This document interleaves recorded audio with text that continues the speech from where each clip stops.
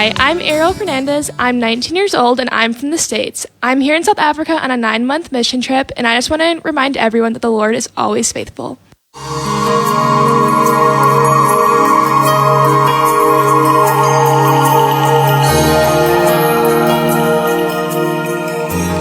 Jy is ingeskakel op Oasis FM, die radiostasie wat lewende water bring, wat verkoop, vernuwe en natuurlik ook vir jou hoop bring.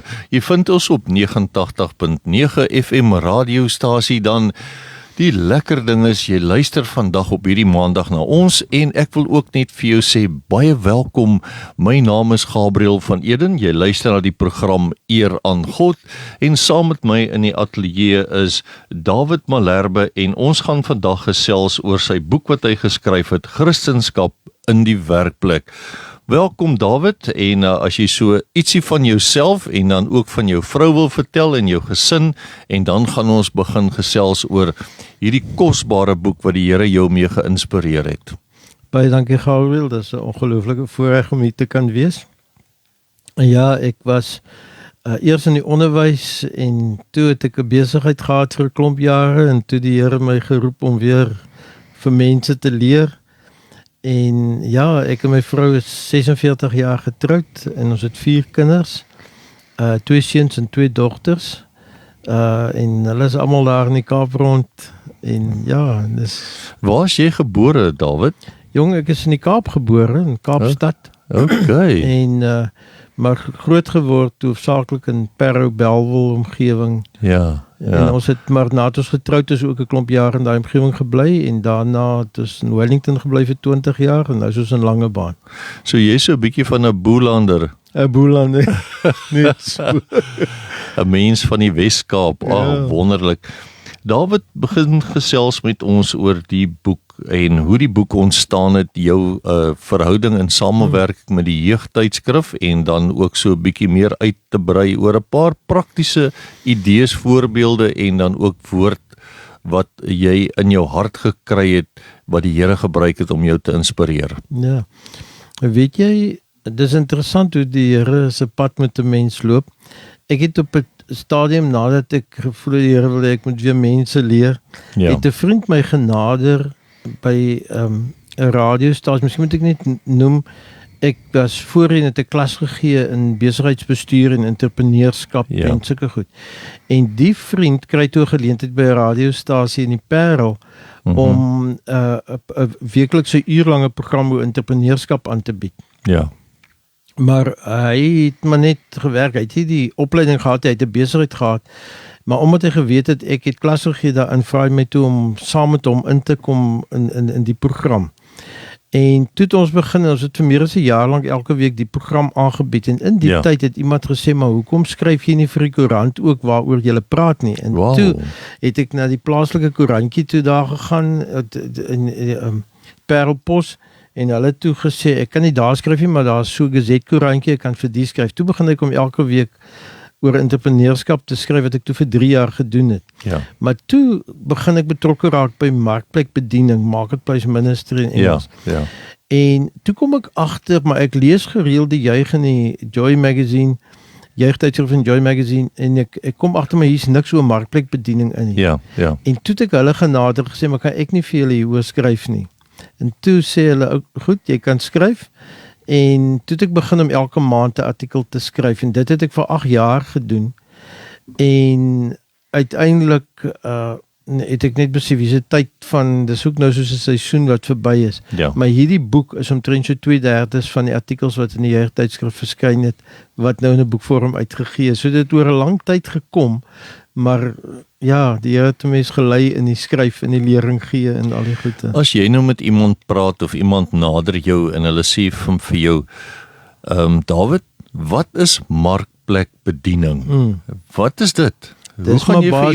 Hoe gaan jy vir iemand verduidelik wat is markplekbediening? Ja, dit is eintlik maar Christenskap in die werkplek.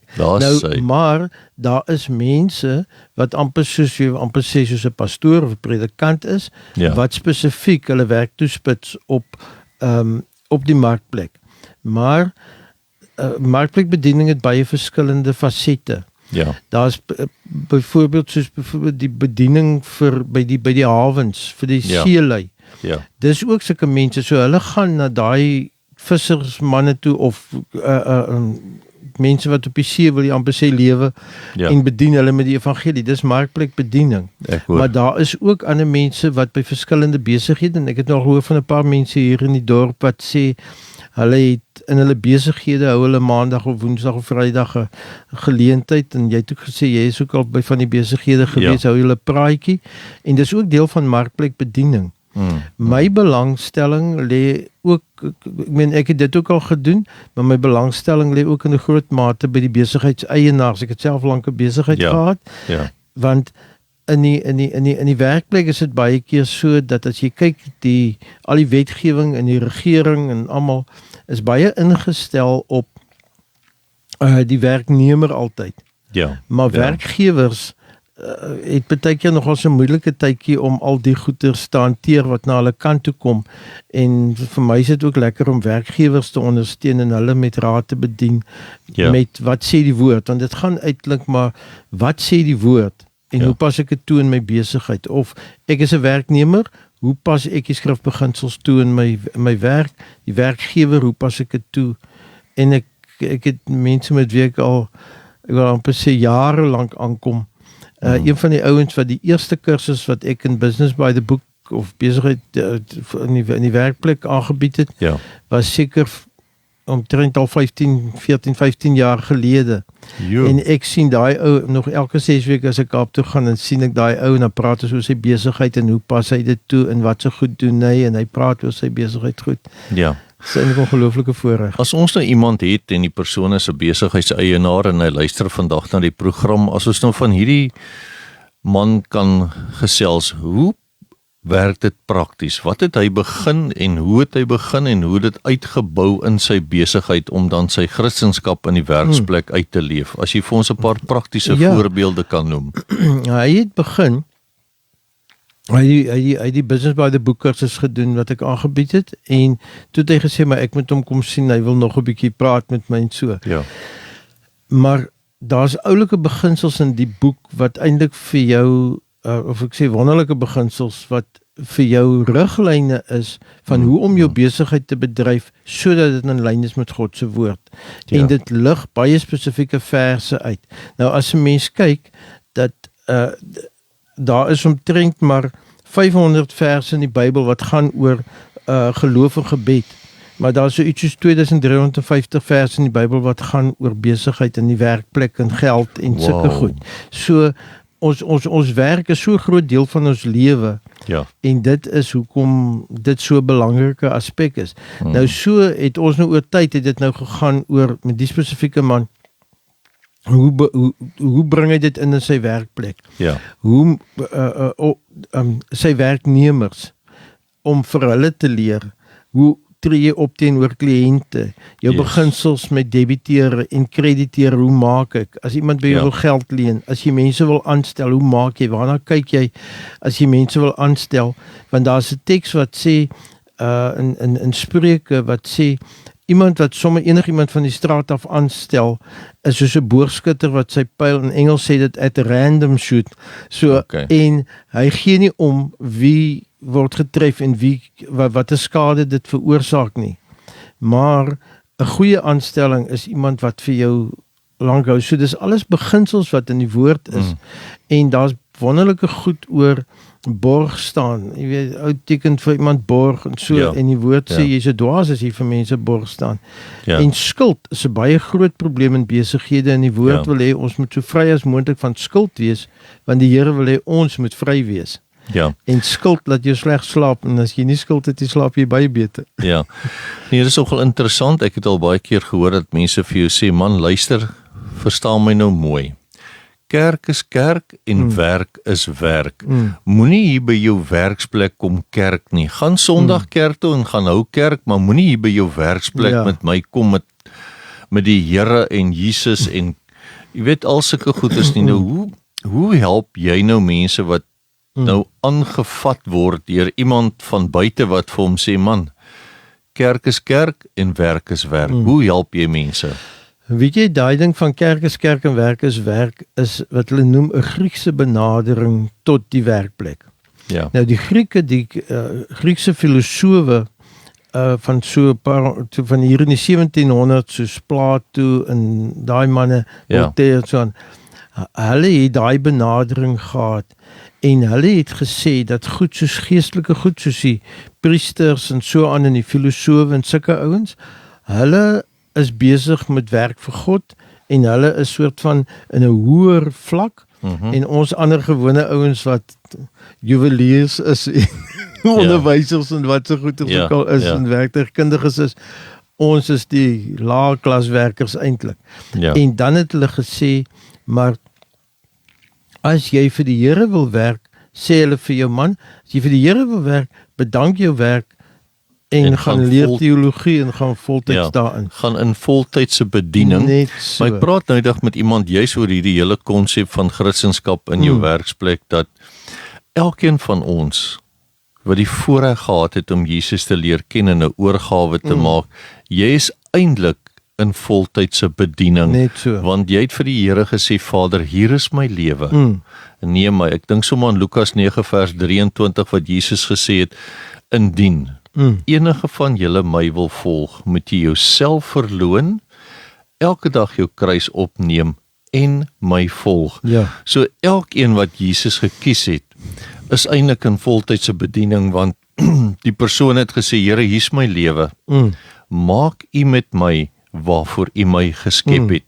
En dis 'n ding wat ek nou al begin optel het in die werksplek, dat wanneer iemand werk met hierdie hart van 'n ten volle oorgawe, Here, hier is ek, gebruik my by my werksplek, en vanuit my vermoë, my opleiding, wat ek het om my werk uitstekend te doen, bring ek my Christendom in, en ek kan met kliënte of met mense of pasiënte of wie ook al kan ek praat en net sê, hierdie staan in die woord geskryf.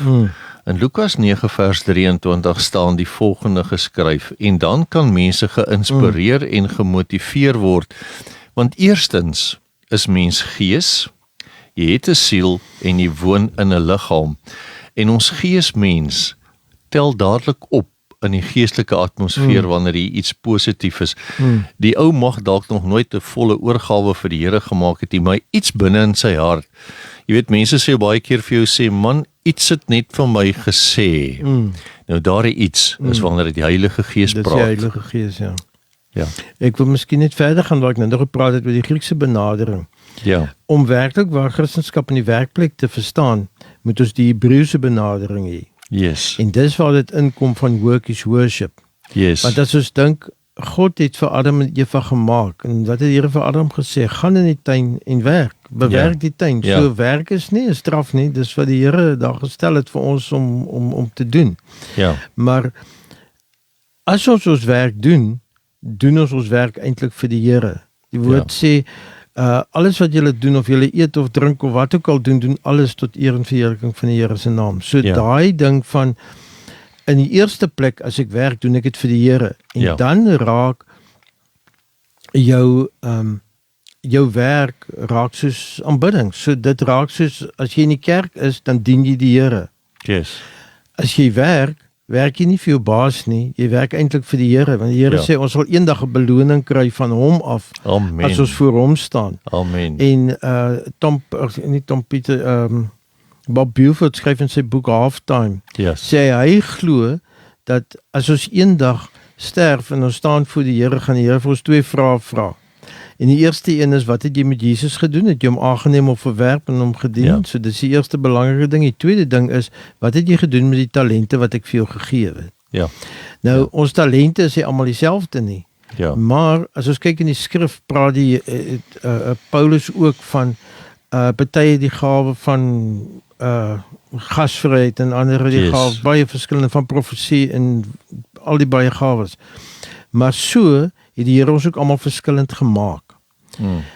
As ons almal predikante was, wie sou my motor reggemaak het? Want as daar nie 'n werktuigkundige was om my motor gewerk het, was ek nie vandag in Jeffreys Bay nie.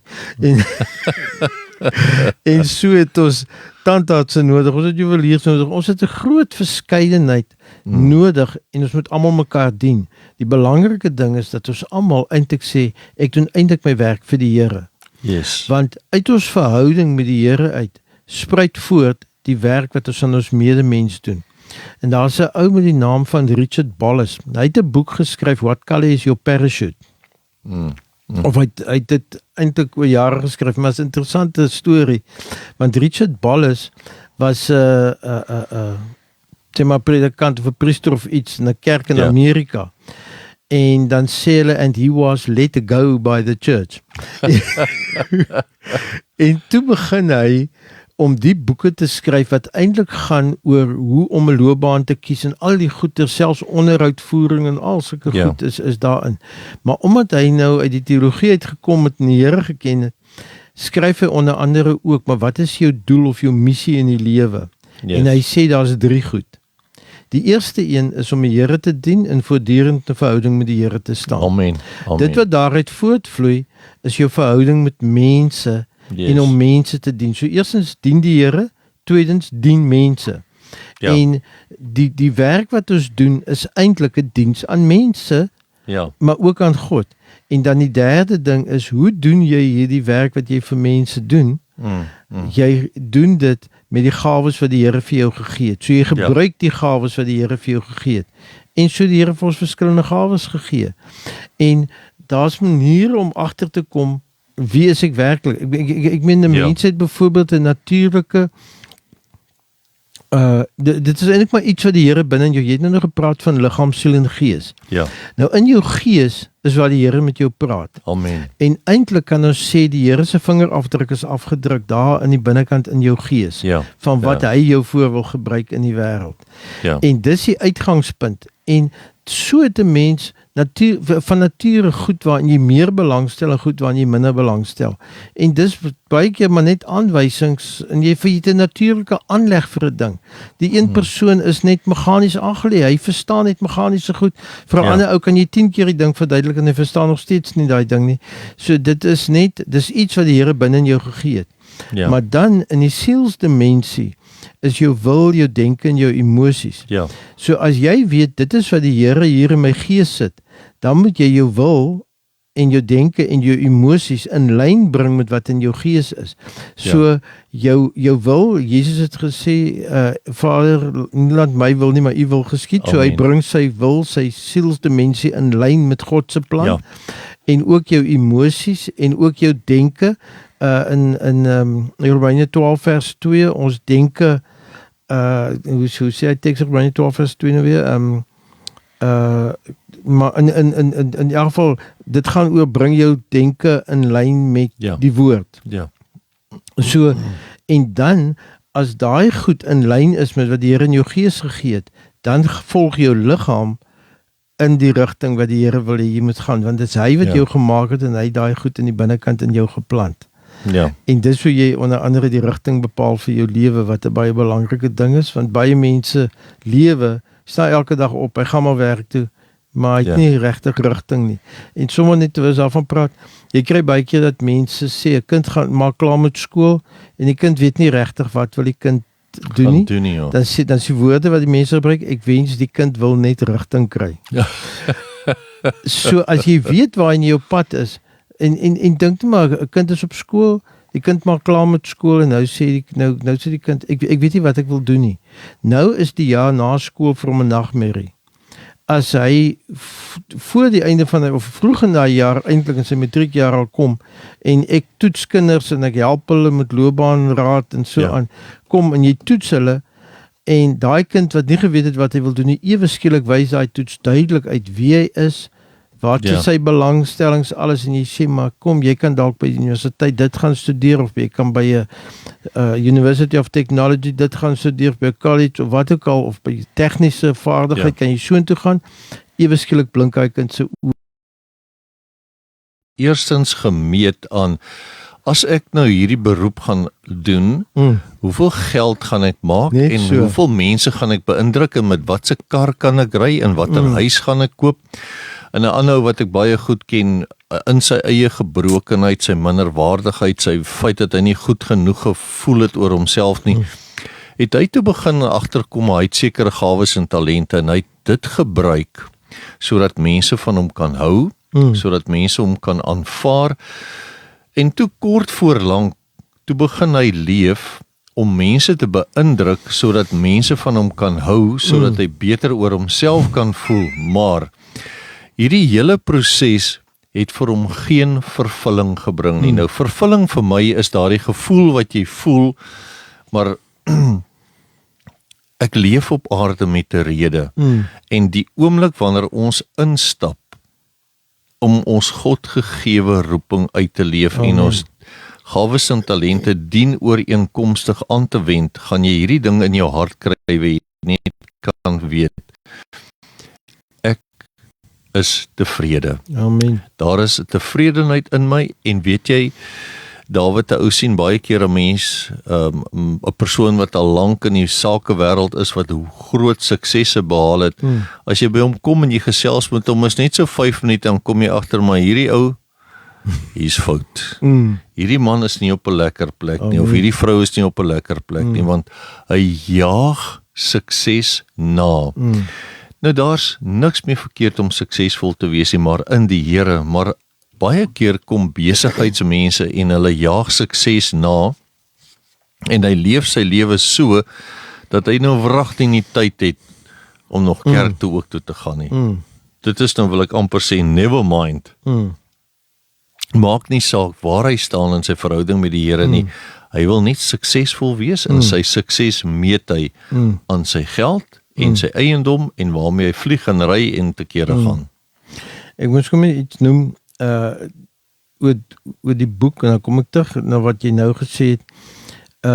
Ek is baie lief vir, ek is maar my hart as ek 'n entrepreneur, so ek is lief vir besigheidsboeke en te lees en oor goed wat werk en so aan. Maar dit is ook vir my belangrik dat dit wat 'n ou in 'n besigheidsboek skryf ooreenstem met die woord. Amen, die beginsels. Die beginsels moet in die woord reg wees. So in die boek kom bekende besigheidsskrywers se beginsels uit, maar ook wat sê die woord. So dit is 'n mengsel van dit. Maar as 'n ou met die naam van Jim Collins, nou sy bekende boek wat hy geskryf het, sy naam is Good to Great. Maar hy het ook 'n boek geskryf, Beyond Entrepreneurship. En daarin sê hy, die boek se subtitel is Turning Your Business into an Enduring Great Company. En hierdie ou kyk na groot maatskappye en sê entrepreneurial success shouldn't be primarily about what you do, but about who you are. Amen. If you define success by money, you always lose. The real scorecard in life is how well you live according to your values. So die beginpunt is waardes. Ja. En nou, ek het nou gedink toe jy nou daar gepraat het van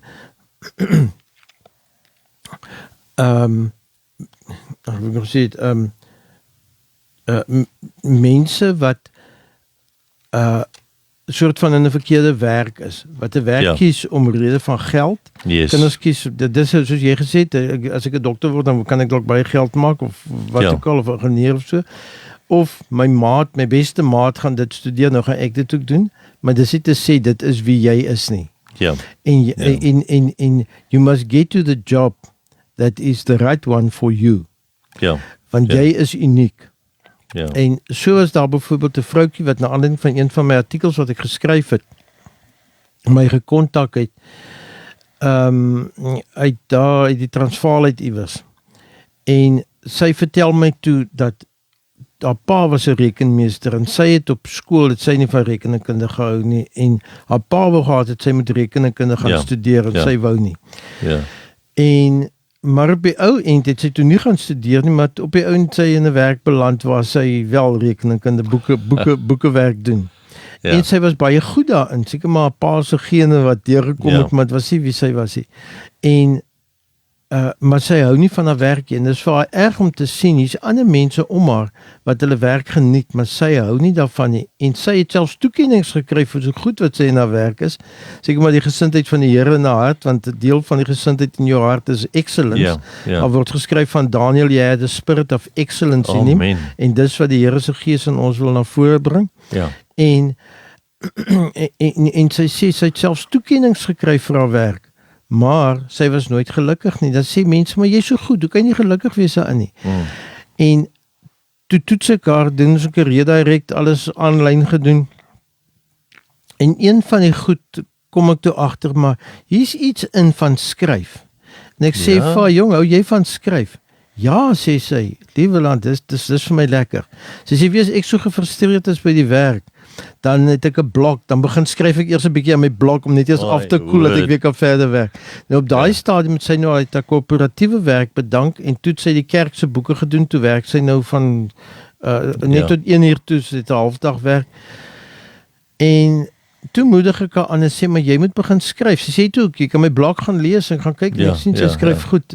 En ek sê vir haar, goed, ek stel voor, moenie sommer net jou werk bedank nie. Jy ken die werk, jy's nou nog 'n makliker werk, jy werk net tot 1 uur toe, maar begin skryf. Kry 'n plaaslike koerantjie, vra vir of jy vir hulle beriggie elke week of maand of wat ook al kan skryf, dat jy net kan gepubliseer raak en so aan. Ja. En dis nou omtrent 7 jaar later, of 8 jaar later, en sy het verlede jaar haar eerste boek uitgegee. En sy het einde verlede jaar ook bedank uit haar werk uit by die kerk. Sy het nog 7 jaar aangehou. En sy het ook begin opleiding kry om mense, dieselfde kursus wat ek gedoen het om mense te toets, het sy ook gedoen, so sy het ook begin om mense te toets. En sy het 'n beradingskursus deur 'n kerkuniversiteit ding gedoen, en sy het nou 'n praktyk oopgemaak in hulle dorp waar sy mense beraad en raad gee oor loopbane en sy skryf. En dit is net soos en toe sy vir my geskryf nadat ek met haar die eerste, ons het 'n hele paar keer gekommunikeer. Maar na die eerste keer wat ons gepraat het en sy het toets gedoen, sulke goed, toe sê sy, vir die eerste keer in my lewe sien ek uit na die res van my lewe. Is net soos wonderlik, maar dit is wat sy ding wat in jou hart is. En vir haar was dit skryf en met mense werk en nie boeke nie. Ongelukkig wat baie keer met jong mense en kinders gebeur, die ouers het 'n idee van wat moet my kind doen, want as my kind nou sulke groot suksesse behaal in die lewe, dan lyk ek mos nou weer baie goed. En so soms leef ouers ook maar deur hulle kinders, maar ek het net gou hier Matteus 6, Matteus 5, 6 en 7 is natuurlik 3 in geweldige goeie hoofstukke, maar ek wil net gou vir ons hierso van vers 30 tot by vers 34 lees. Matteus 6, as God dan die gras van die veld, wat vandag daar is en môre in die oond gegooi word, so beklee, hoeveel te meer vir julle klein gelowiges. Daarom moet julle heel nie kwel en sê, wat sal ons eet, of wat sal ons dronk, of wat sal ons aantrek nie. Want te al hierdie dinge soek die heidene, want julle hemelse Vader weet dat julle al hierdie dinge nodig het. Maar soek eers die koninkryk van God en sy geregtigheid, en al hierdie dinge sal vir julle bygevoeg word. Kwel julle dus nie oor môre nie, want môre sal hom oor sy eie dinge kwel. Elke dag het genoeg aan sy eie kwaad. Wat vir my oulik is van Matteus 6:33, maar soek eers die koninkryk van God, en dan 'n belangrike ding, en sy geregtigheid. Met ander woorde wat jy ook oor gepraat het, leer ken die beginsels van God, wat in sy woord is. En wanneer jy die beginsels uitleef, met ander woorde, as ons hou volgens die voorskrifte van ons Here, dan verander dinge totaal. En dis hoekom ons die woord op ons lippe moet hê. As ons nou Josua 1 vers 8 sê die volgende, die woord van God moet op jou lippe wees. Jy moet dag en nag daarop mediteer en daaruit leer en alles doen wat daarin geskryf staan, dan sal jy suksesvol wees in waarvoor God jou geroep het.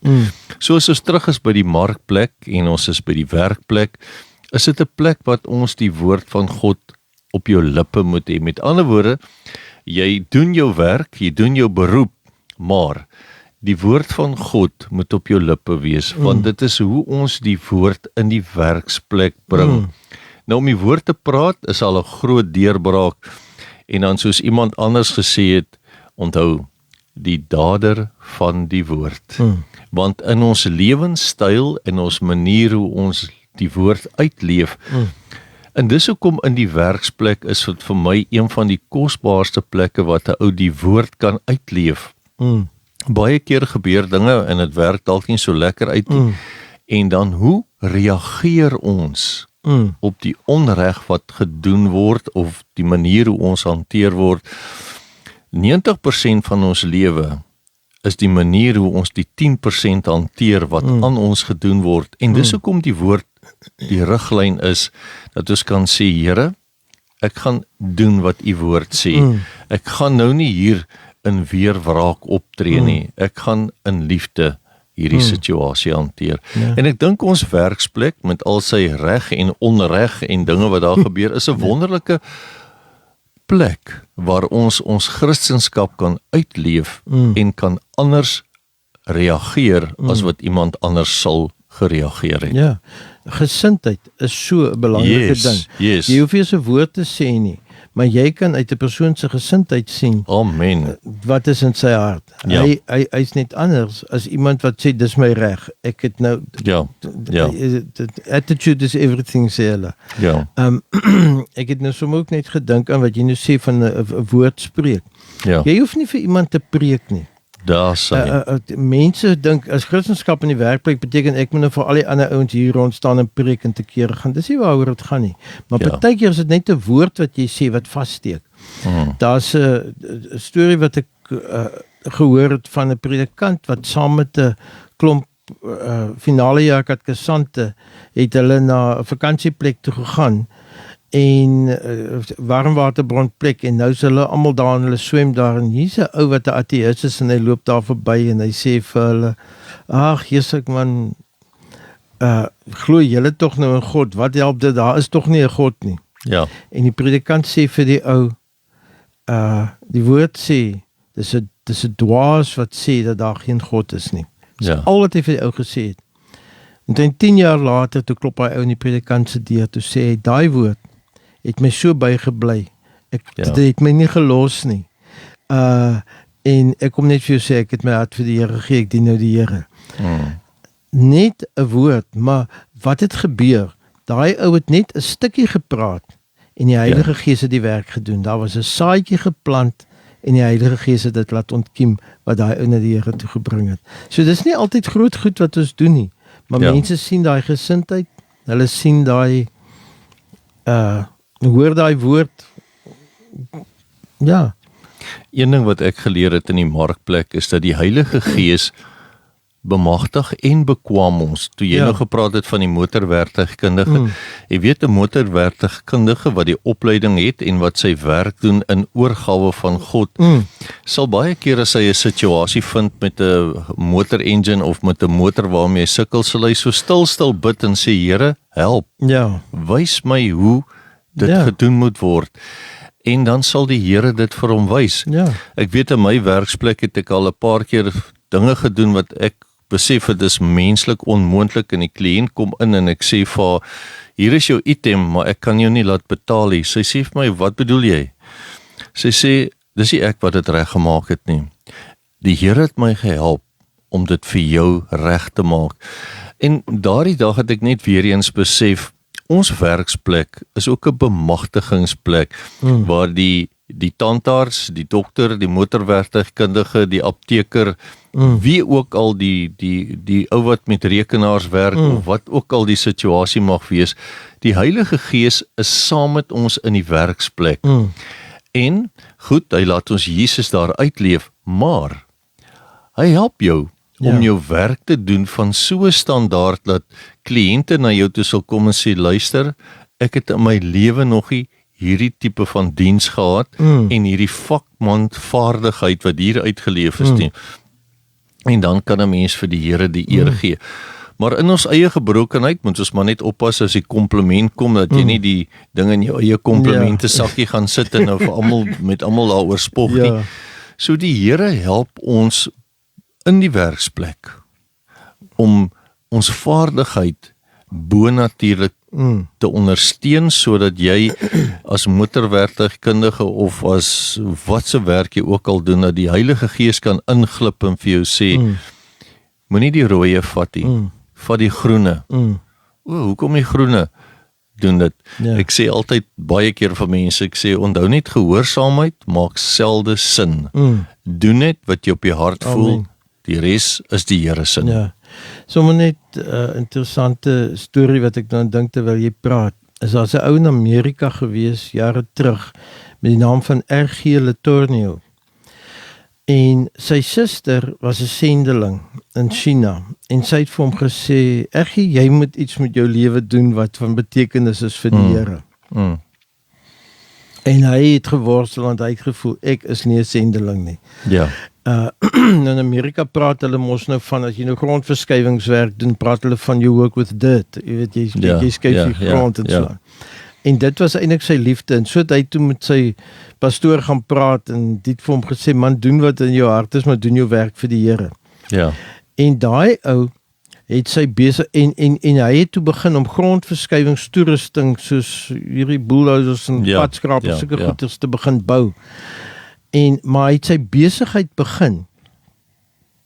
En gesê die besigheid is die Here se. Hy het sy besigheid begin net 3 weke na die groot, hulle het gepraat in Amerika met die begin van die groot depressie, the crash. Ja. 3 weke na dit het hy sy besigheid begin. En tydens die depressie het daai ou se besigheid gegroei tot hier by 1939 was hy 'n groot maatskappy. Maar hy het met mense gaan praat oor Christendom in die werkplek. En dan mense hom genooi, kom praat met ons want jy's hoe sê hulle in Engels 'n layman. Jy's net 'n gewone ou, jy's nie 'n predikantie, maar hoe doen jy dit in die werkplek? Ja. En daai ou het in sy lewe 300 patente geregistreer. Alles grondverskuiwing goed. En hy het byvoorbeeld gesê, nou kry jy uitnodiging met iewers gaan praat. Nou gaan hy die aand huis toe en hy besef maar ek moet nou 'n ding vanaand moet ek uitwerk, hoe moet ek hierdie ding maak, hierdie patent. En hy kom by die huis en hy besef maar hy het 'n afspraak vanaand, hy moet na 'n dorp, ek weet nie hoe ver toe gaan hy met daar gaan praat en hy gaan eers 11:00 vanaand terugkom. En hy bid en sê, Here, U kan vir my daai plan vir daai ding vinniger gee, maar hy wou eers gesê ek kan nie gaan nie, maar toe gaan hy en hy gaan nou die praatjie en hy kom terug. Hy sê en toe hy gaan sit en hy begin werk, 10 minute, toe het hy die hele ding klaar en toe kan hy gaan slaap. En daai patent wat hy gedoen het, is hierdie, soos wat as ek reg verstaan, hierdie goed wat jy op, sê maar, 'n digger loader of daai goed kry, as jy hierdie knoppie vorentoe druk, dan gaan die handjie op, as jy hom agter toe trek, dan sak jy handjie, en as jy daai ding druk, dis die ding wat hy daai aand in 10 minute uitgevind het. Maar wat ongelooflik is, wat hy vir die Here se koninkryk gedoen het, is, hy het soveel dienste gehou op soveel plekke, want die mense het hom genooi om te kom praat oor sy Christendom in die werkplek basis, hoe lewe jy die Here uit in jou besigheid? En dit het so gegroei, maar later het sy besigheid ook so gegroei, dat hy het op ander plek oopgemaak. Nou begin hy, in 'n nuwe dorp, maak hy nou 'n tak oop. Nou sit hy die staalstruktuur op en alles, bou die hele gebou. En wat doen hy voordat hy die fabriek oopmaak? Hy hou 'n reeks herlewingsdienste binne daai gebou. Hy kry paviljoene vir die mense om te sit en hy hou dienste. En die mense stroom daarna toe en baie mense kom tot bekering. En dan die week daarna, dan begin hy mense aanstel, want dan het hy soveel Christene hier rondom hom uit wie hy kan pick and choose, wie hy kan aanstel. En dink nou, as hy 'n sending in China was, het hy nooit dit vir die koninkryk bereik nie, maar hy het dit gedoen in die werkplek. Hy het gesê, Here, hierdie besigheid is U sin, ek doen dit vir U. En daardeur, dit is wie hy was, dit was in sy hart was, wat die Here daar geplaas het. En daardeur het die Here vir hom ongelooflike deure oopgemaak, en het hy baie groot gedoen. En daai besigheid het in die depressiejare, wat almal hulle werke verloor het sy besigheid net gegroei. Dit wys net wat kan die Here doen. Want die een belangrike ding is, ons moet onthou die Here wil ons seën.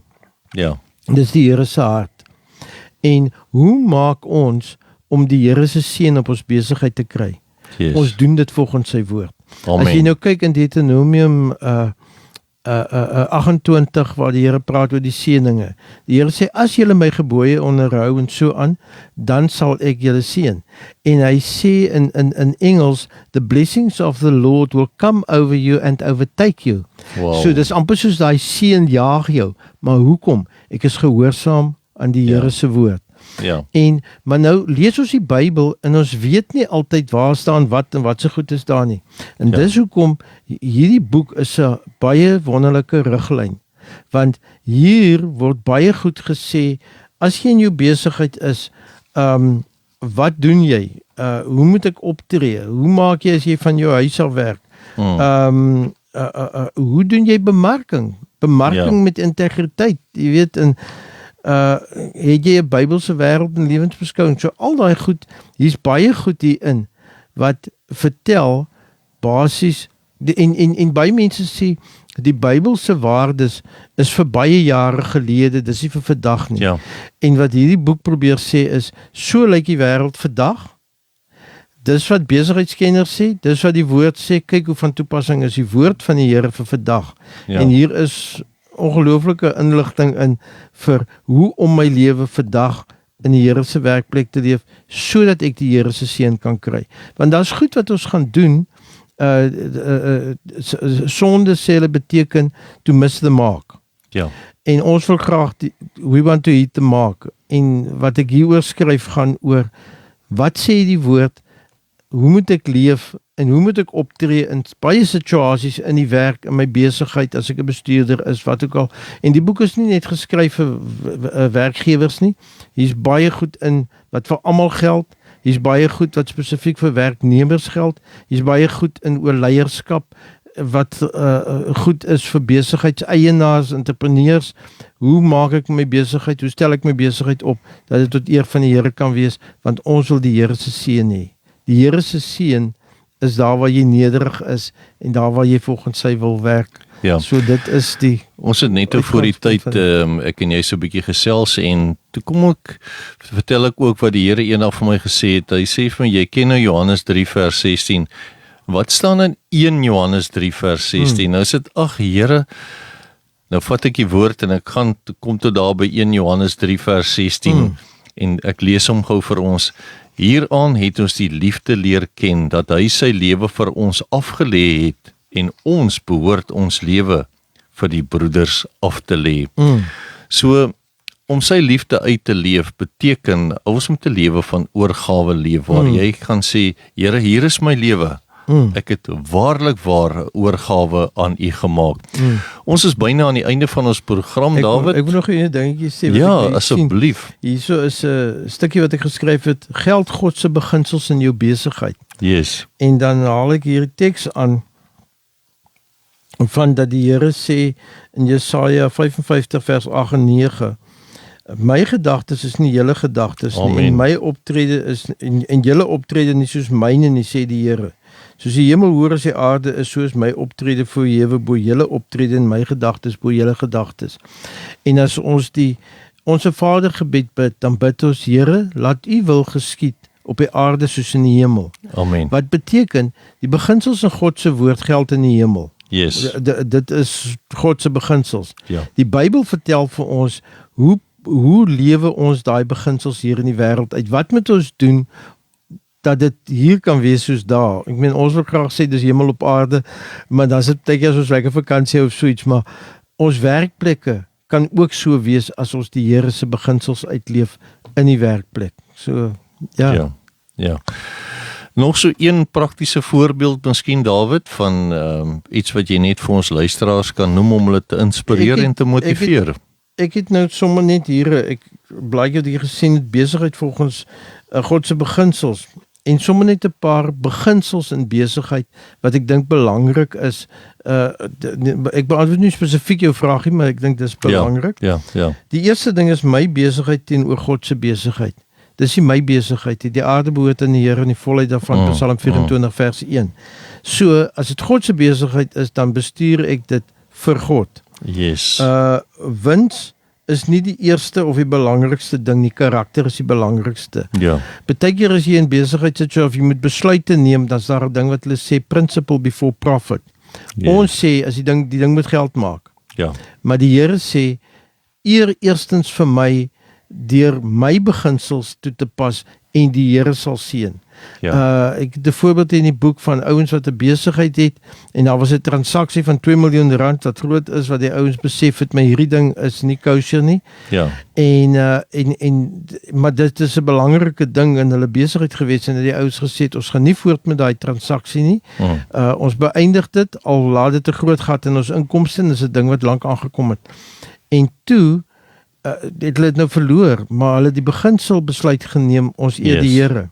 Ja. Maar binne 3 weke of 'n maand daarna, toe kry hulle 'n ander kontrak van R2 miljoen wat daai gat volmaak, maar dit was eers die beginsel van die Here gehoorsaam en die Here voorsien. En dan sukses, dit gaan nie oor geld nie, dit gaan oor om betekenisvol te leef. Jy werk in die eerste plek nie om mense te behaag nie, maar om God te behaag. Kry die beoogde resultaat ongeag hoe jy bereik versus die regte ding ongeag die uitslag. So maak nie saak, Here, ek vertrou U, ek doen die regte ding, jy jaag nie na die geld nie. Korttermyn versus langtermyn nalatenskap, dis 'n belangrike ding, ons jaag wins. Ek moet hierdie maand die rekeninge betaal en enige transaksie moet nou deurgaan dat ek die rekeninge kan betaal. Maar dit bou nie 'n besigheid nie, want dit kom slegte waardes kom deur, waar as jy op 'n langtermyn werk, dan werk jy God se beginsels. Leierskap is nie om eerste te wees nie, leierskap is om laaste te wees, want jy moet 'n servant leader wees, soos wat die Here gesê het. Ja. En hoeveel kan ek verdien teenoor hoeveel kan ek gee? Die Here sê, dis saliger om te gee as om te ontvang. Ja. En ons kyk so maklik na, wat kan ek kry? Maar die Here sê gee, maar die Here is in beheer van die finansies, hy kan gee. Die interessante ding is ons nou, soos jy sê, as ons die Here toelaat om beheer van ons besigheid te neem, en ons kyk rondom ons na ander besighede en ander sakemanne en ons vergelyk ons nou en jy kyk na hulle, dan moet ou net altyd onthou, jou beginsels uit die woord bepaal alles. Nie net jou sukses nie, maar in totaal alles. Jou hele lewe. Ja. Voor ons amper klaarmaak, wil ek daarom net sien, net gou vir ons luisteraars sê, David, jy is woensdagoggend 6 net voor 6 tot 7 by Oase Kerk by die Seals, die manne geleentheid, en dan ook weer Vrydag 7 tot 8 ook by Oase Kerk, en dit is deel van die besigheidsfokus. So jy is 'n man met 'n besige program hierdie week hier in Jeffreys Bay.